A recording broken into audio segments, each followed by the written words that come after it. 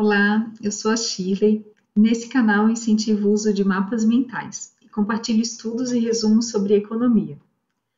Aqui nós temos o primeiro nível dos ramos desse mapa mental, em que eu apresento o que é o tripé macroeconômico, além de detalhar cada componente do tripé e falar sobre os ganhos desse conjunto de medidas aplicadas na economia. Assista esse vídeo até o final para ver como ficou o mapa mental completo.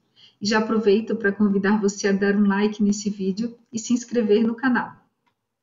O tripé macroeconômico é uma forma de descrever três diferentes medidas que formam o suporte para o equilíbrio da economia.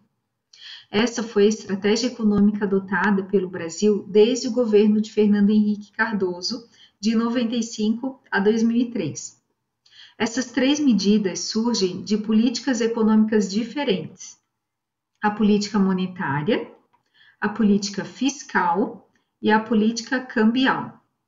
Delas, o tripé é formado por estratégias de controle da inflação, controle dos gastos públicos e o câmbio flutuante.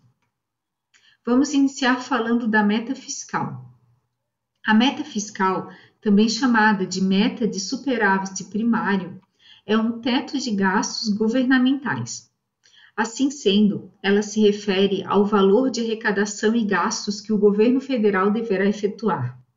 Essa quantia é estabelecida pelo Congresso Nacional por meio da Lei Orçamentária Anual, a LOA, que deve ser votada ano após ano.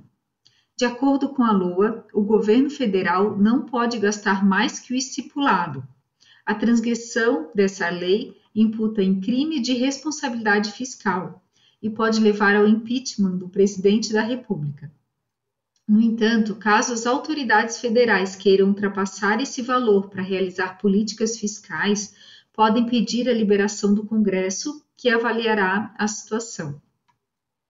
Do mesmo modo que a meta fiscal, a meta de inflação é um valor que deve ser estipulado pelo Banco Central a fim de manter o controle da inflação no país. Por outro lado, a meta de inflação não possui um teto fixo, mas um valor central que pode variar para mais ou para menos. Dessa forma, o Banco Central estabelece um piso, que é o valor mínimo, e o teto máximo, e um valor ideal central. Com isso, a inflação anual ela deve ser controlada de modo a estar dentro desse teto e desse piso. Ainda mais, a meta de inflação também é definida anualmente e deve ser cumprida pelo Banco Central por meio de instrumentos econômicos que podem controlar os preços dos produtos, como as políticas monetárias. Durante a década de 90, a inflação foi um problema presente na vida dos brasileiros. Logo depois, com o Plano Real, em 95, o problema começou a ser resolvido. O tripé macroeconômico contribuiu, em 1999, para a manutenção dessa estabilidade. Antes de falar sobre o câmbio flutuante, vamos lembrar sobre o câmbio fixo. No câmbio fixo, em 1998, o governo federal precisava manter a taxa de câmbio a um valor fixo, como foi decidido durante o Plano Real. Com isso, os investidores perceberam que o valor do dólar americano no Brasil não era fiel ao mercado, mas sim artificial e manipulado, mas continuavam comprando dólares. Por isso, o Banco Central precisava cada vez mais vender dólares de forma a igualar a oferta e a demanda, e deixar o preço da moeda estável na taxa pré-definida.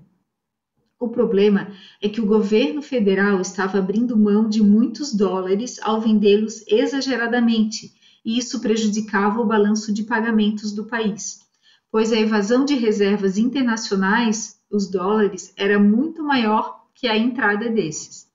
Consequentemente, o governo federal precisava elevar as taxas de juros do país a fim de atrair investidores que depositassem dólares aqui, e assim o Banco Central pudesse regular a taxa de câmbio e estabilizar o balanço de pagamentos. Foi nesse sentido que Armínio Fraga disse que a taxa de juros controlava o balanço de pagamentos. Desse modo, estabeleceu-se a política de câmbio flutuante no país em 1999, e a partir de então, o preço das moedas estrangeiras seria definido a partir das leis de oferta e demanda do mercado, sem a interferência do Banco Central. Dessa forma, se há escassez de moeda estrangeira, a taxa de câmbio aumenta. Então, ocorre a desvalorização cambial. Se há abundância de moeda estrangeira no mercado, a taxa de câmbio reduz, ocorrendo desvalorização cambial. Com isso, o balanço de pagamentos deixa de ser tão influenciado pela taxa de juros e passa a depender em maior parte dos preços de mercado das moedas internacionais. A política cambial afeta a vida do cidadão, mesmo aquele que não viaja para o exterior, não é mesmo?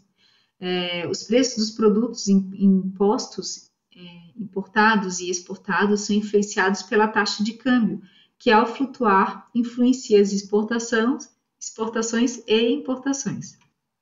De acordo com o jornal Valor Econômico, os anos de vigência do tripé macroeconômico trouxeram ganhos inéditos ao Brasil. O primeiro ganho ao Brasil foi o início da dissociação das decisões econômicas da política, já que o tripé foi o modelo econômico escolhido pelo ex-presidente Fernando Henrique Cardoso para enfrentar desafios do início de seu segundo mandato, e também aceito e mantido pelo ex-presidente Luiz Inácio Lula da Silva em seus 2 mandatos. Notória foi a intenção do ex-presidente Lula de mudar a estratégia econômica em seu segundo mandato, mas a independência conquistada pelo então presidente do Banco Central, Henrique Meirelles, garantiu a permanência do câmbio livre e cumprimento do sistema de metas da inflação. O forte crescimento econômico ocorrido no período, com média superior a 4,5% ao ano, garantiu forte arrecadação e contribuiu para o superávit primário, que é o resultado positivo de todas as receitas e despesas do governo, excetuando gastos com pagamento de juros, e que chegou a 2,62% no último ano do governo Lula. O segundo ganho que o país conquistou foi a confiança. Larry Summers, ex-secretário do Tesouro americano, disse algo como: confiança é o estímulo econômico mais barato para uma economia. O Brasil passou de ter uma visão clara sobre sua estratégia econômica, incluindo política de juros, de controle inflacionário, das metas de inflação, e câmbio flutuante. A confiança trouxe investimentos estrangeiros recordes e sucessivos, proporcionou a melhor combinação entre crescimento econômico e estabilidade econômica de um Brasil democrático. O terceiro ganho que o tripé proporcionou foi a ampliação da visão de longo prazo. O mercado financeiro brasileiro, por meio de seus produtos e operações, alcançou prazos jamais experimentados.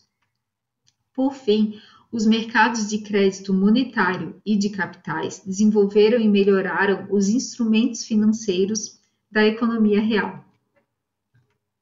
Esse é um mapa mental completo que criei para estudar sobre o tripé macroeconômico.